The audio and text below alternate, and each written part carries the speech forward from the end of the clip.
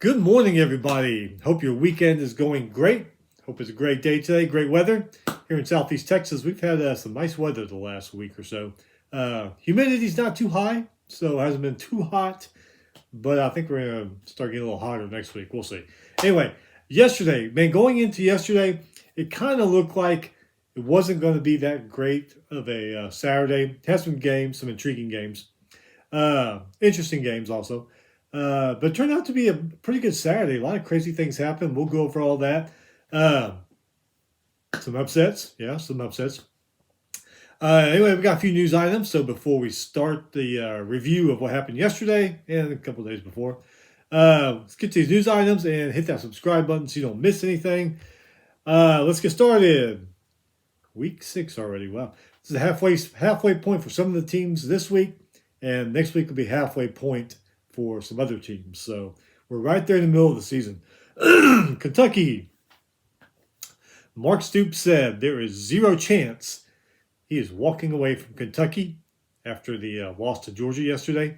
May not be his choice. May not be his choice.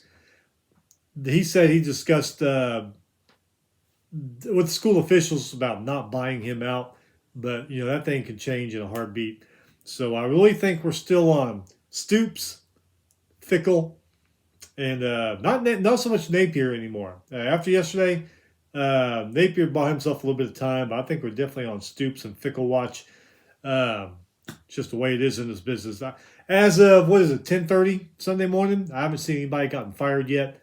That could probably change here in the next, who knows, in the next 5 minutes. But as of 10:30 on Sunday morning, I've not seen anything about anybody getting fired yet. So we'll see how the rest of the day goes. Hey, did anybody watch the North Carolina Clemson game? I didn't see it, but apparently it was so bad by halftime, a lot of fans were leaving the stadium. Remember, North Carolina fans? Remember Nick Saban's first year at Alabama? He was 6-6. Though y'all may not make it to 6-6 this year, but still, Saban did had a so-so year his first year at Alabama. Penn State, man. Must have had an Oregon hangover. Lost to winless UCLA.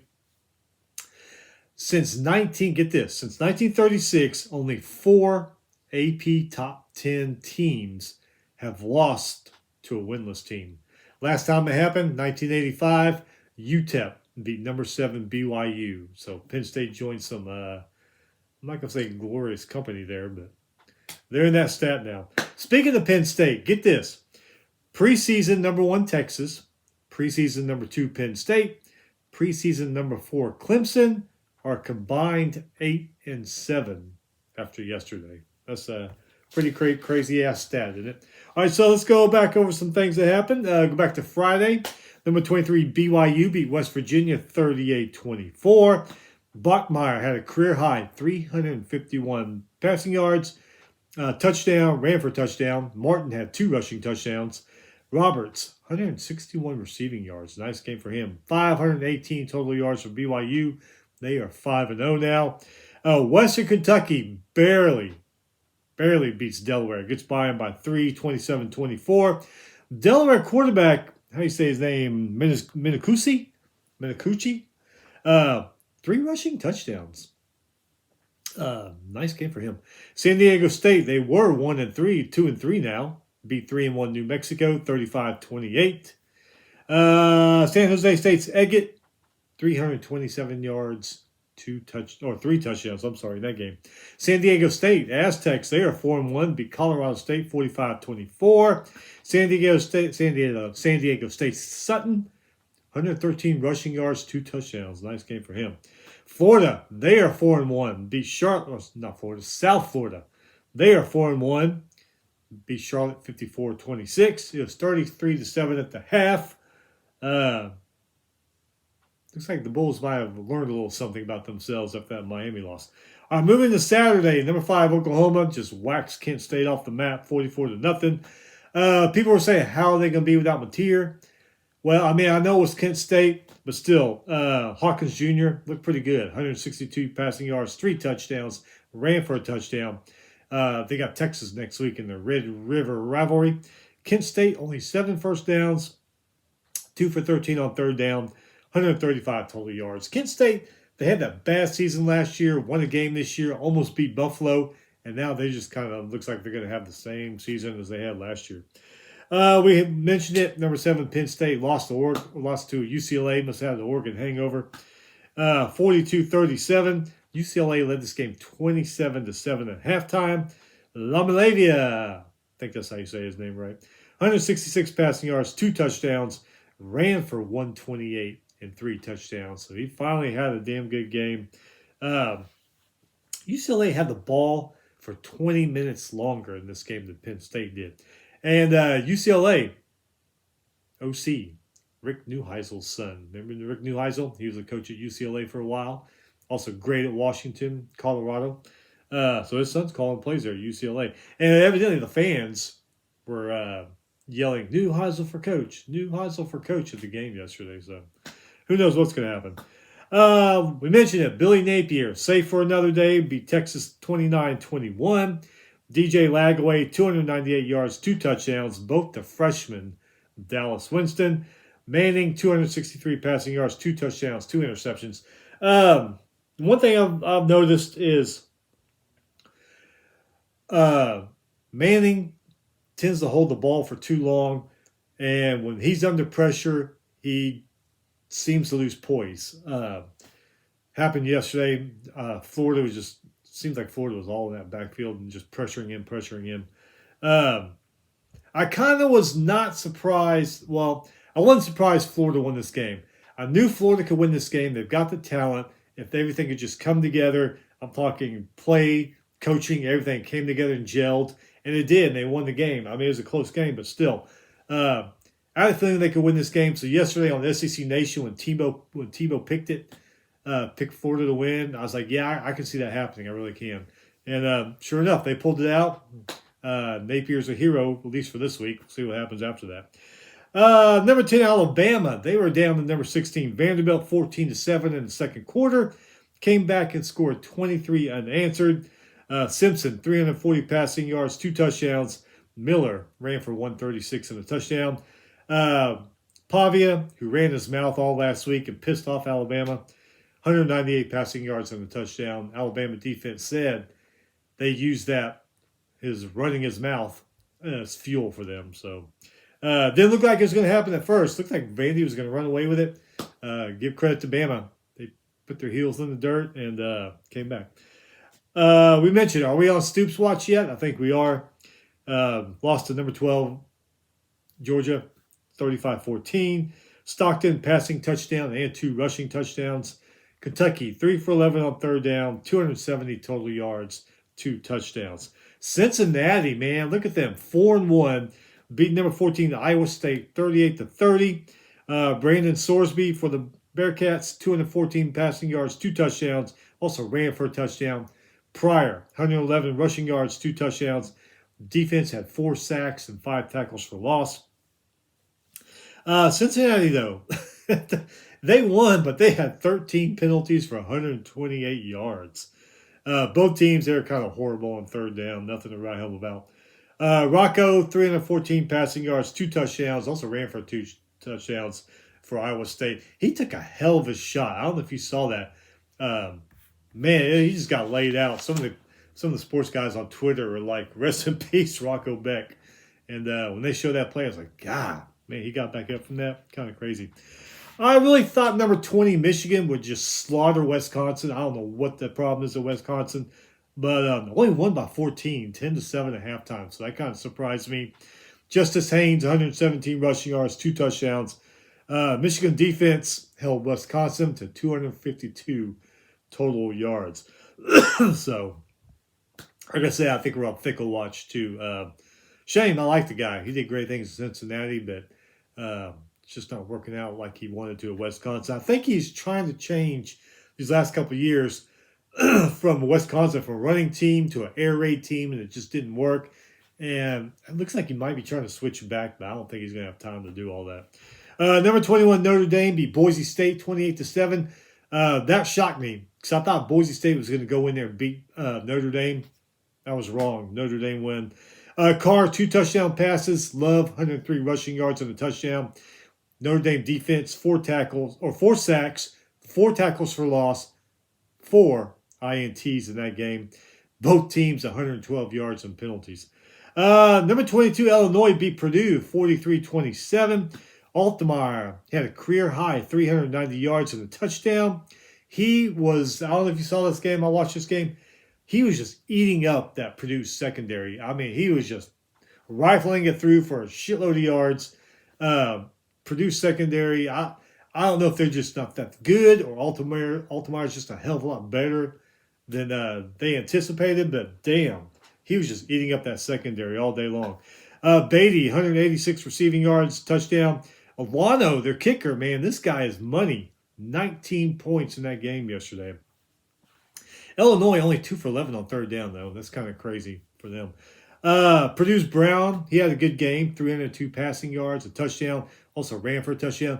Crazy thing is, Purdue would get back into this game. They'd score and close the gap, but as soon as they did, Illinois would just strike right back and extend that gap out. Who's Illinois got next week? Ohio State, I think. I think they got Ohio State there in Champaign, so that's going to be a pretty damn good game. Number 12, Virginia gave Louisville their first loss, winning by 3 in overtime. Louisville's Moss had a great game, though, 329 passing yards, 2 touchdowns, also ran for a touchdown. Both teams under 89 yards rushing. It's like their running game was non-existent in that game. Pitt manhandled Boston College 48-7. They started true freshman quarterback Marcin Heinschel. Did I say his last name? Heinschel over Eli Holstein. If I remember right, Holstein got yanked from the game last week for too many interceptions. Anyway, started him. He threw for 323 and 4 touchdowns. Something tells me he's probably going to start next week. Defense, 2 sacks, 7 tackles for loss, and they forced 3 turnovers.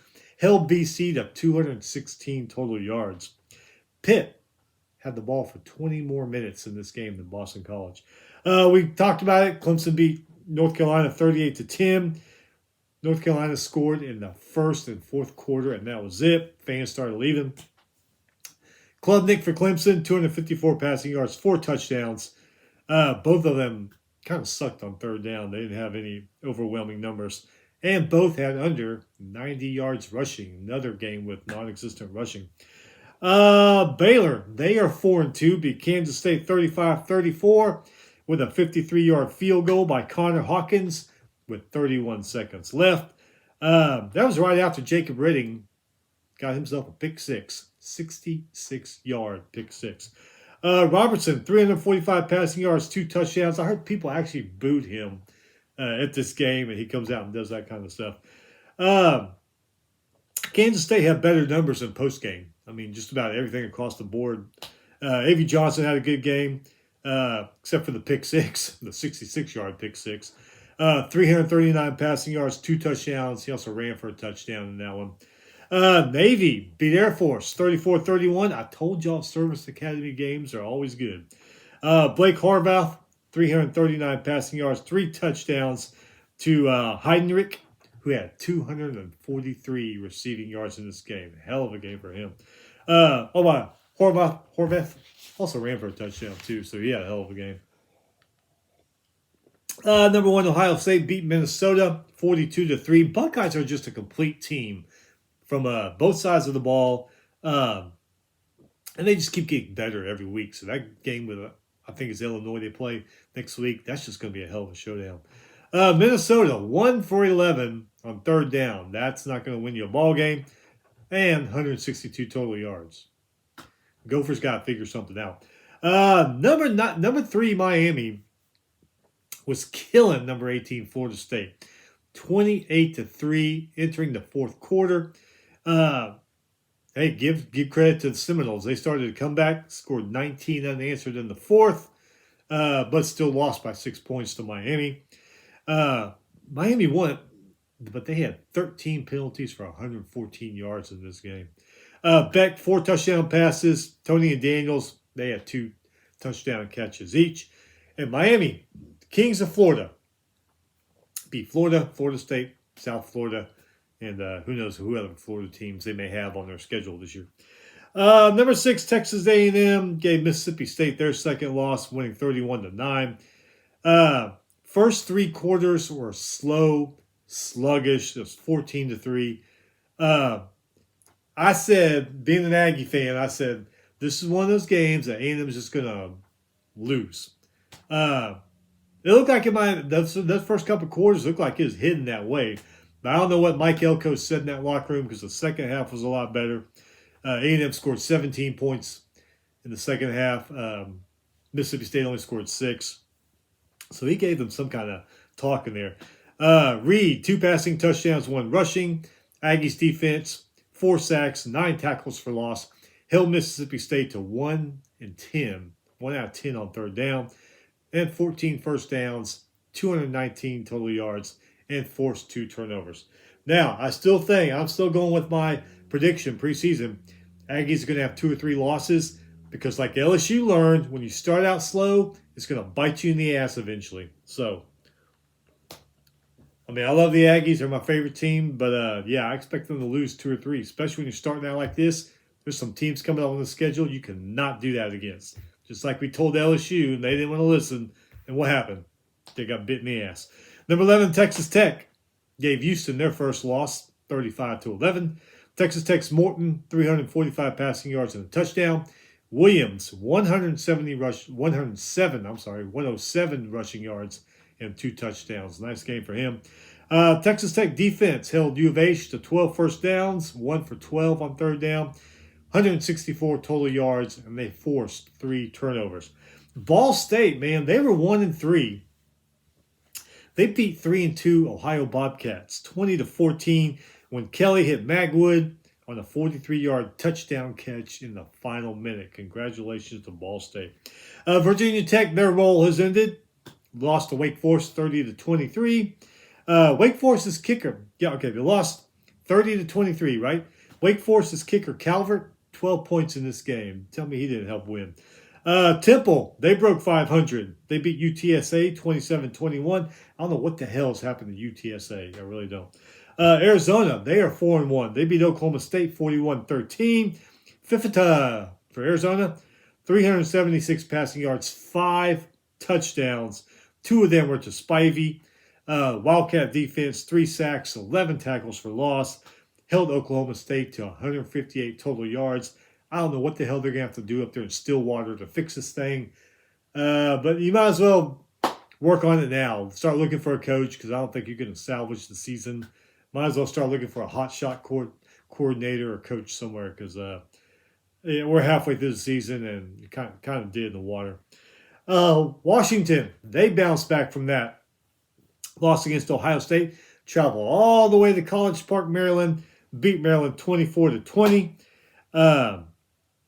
Maryland, they are 4-1 right now. It's that time of year when Maryland falls apart.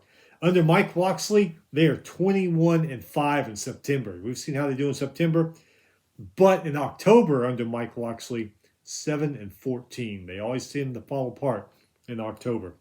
Maryland was winning 20-3. It looked like they were going to cruise. Entering the fourth, Washington said nope.